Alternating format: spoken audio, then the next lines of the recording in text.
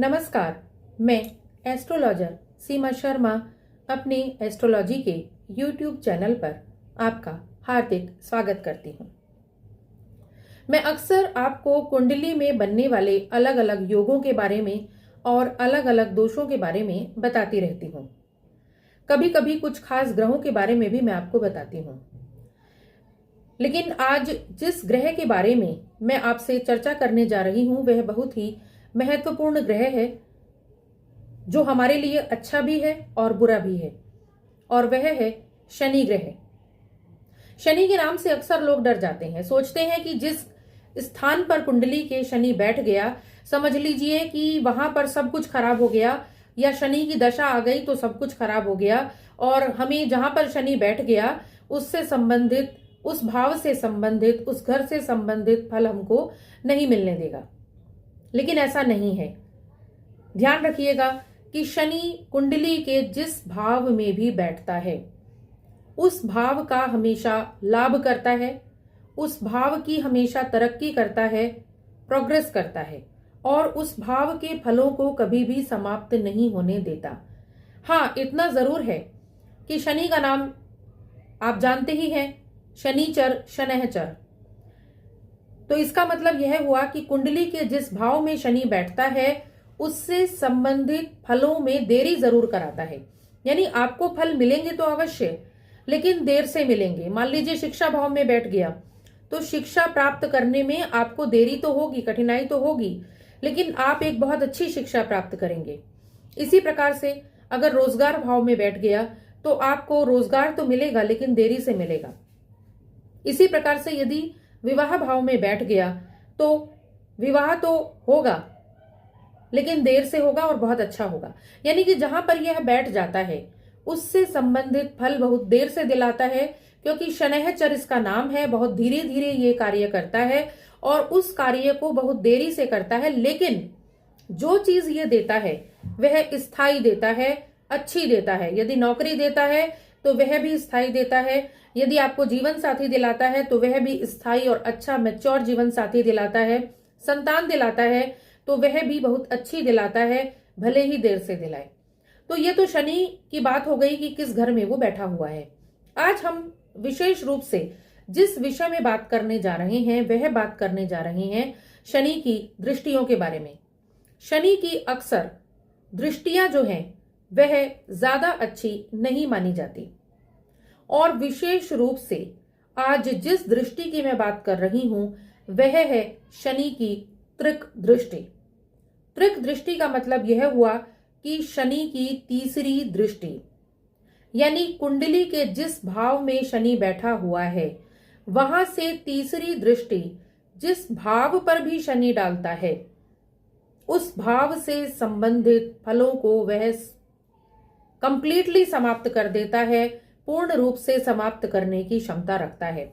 शनि की जो तीसरी दृष्टि है वह बिल्कुल भी अच्छी नहीं मानी जाती, क्योंकि जिस घर में भी शनि की तीसरी दृष्टि पड़ेगी वहां से आपको फल उचित नहीं मिल पाएंगे, और पूरी लाइफ आपको उससे संबंधित व्यवधान, उस भाव से संबंधित आपको व्यवधान अवश्य मिलता रहेगा। जैसे मान लीजिए आपके लग्न में शनि बैठ गए और उसकी तृतीय दृष्टि आपके तृतीय भाव पर पड़ रही है, जो कि भाई बहन का भाव है, पराक्रम का भाव है। तो ऐसा व्यक्ति जिसके लग्न भाव में शनि बैठा होगा उसके पराक्रम में अवश्य ही कमी आएगी, भाई बहनों के साथ संबंधों में कमी आएगी, या भाई बहन उसके बहुत कम होंगे। इसके अलावा यदि तृतीय स्थान पर शनि बैठ जाता है तो उसकी जो तृतीय दृष्टि है वह पंचम भाव पर पड़ती है। ऐसे में क्या होता है कि तृतीय दृष्टि पंचम भाव पर पड़ने से या तो उसको संतान नहीं होती या उसकी शिक्षा में अवश्य ही व्यवधान आता है। इसी प्रकार से यदि शनि षष्ठम भाव में बैठ जाए तो अष्टम भाव पर उसकी दृष्टि पड़ती है और व्यक्ति को विभिन्न विभिन्न प्रकार की स्वास्थ्य से संबंधित समस्याएं देखनी पड़ती हैं।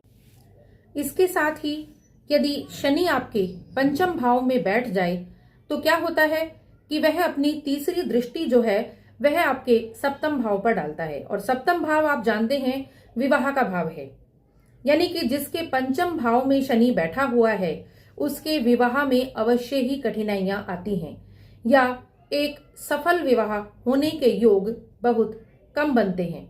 एक तो विवाह ही मुश्किल से हो पाता है और यदि होता भी है तो कई बार ऐसा विवाह सफल नहीं हो पाता और इसमें विशेष रूप से हमें सप्तमेश की स्थिति भी देखनी होती है।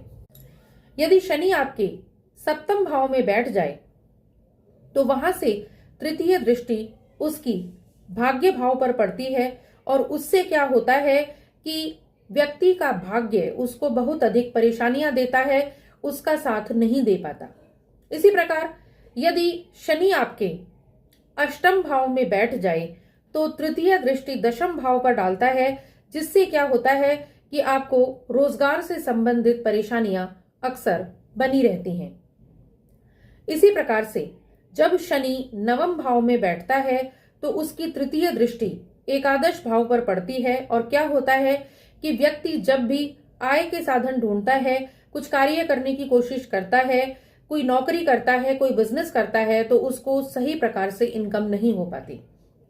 तो यानी कि शनि की तृतीय दृष्टि जो होती है वह पूरे तरीके से जिस भाव पर पड़ती है उस भाव से संबंधित फलों को आपको ठीक प्रकार से नहीं मिलने देती। तो इसीलिए आपको इस बात का ध्यान रखना होगा कि आपके शनि कुंडली के किस भाव में बैठे हुए हैं और वहां से तृतीय दृष्टि किस भाव पर पड़ रही है।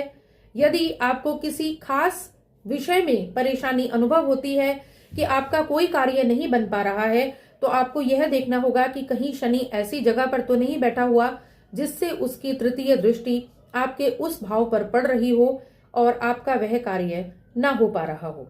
और विशेष रूप से यह तब प्रभाव दिखाता है जब शनि की कोई दशा आती है, महादशा या अंतरदशा आती है, तब अवश्य ही वह ऐसे फल हमें जरूर देता है। तो हमें ध्यान रखना होगा कि हमारी शनि की दृष्टि कहाँ पर तृतीय पड़ रही है, किस भाव में हमारे शनि बैठा हुआ है और हमें किस प्रकार के फल वहां पर मिल सकते हैं। यदि आपको अपनी कुंडली से संबंधित कोई प्रश्न पूछना होता है तो हमारे डिस्क्रिप्शन बॉक्स में हमारा नंबर दिया होता है, वहां पर आप संपर्क कर सकते हैं। आशा करती हूं कि आप सभी खुश रहेंगे और स्वस्थ रहेंगे।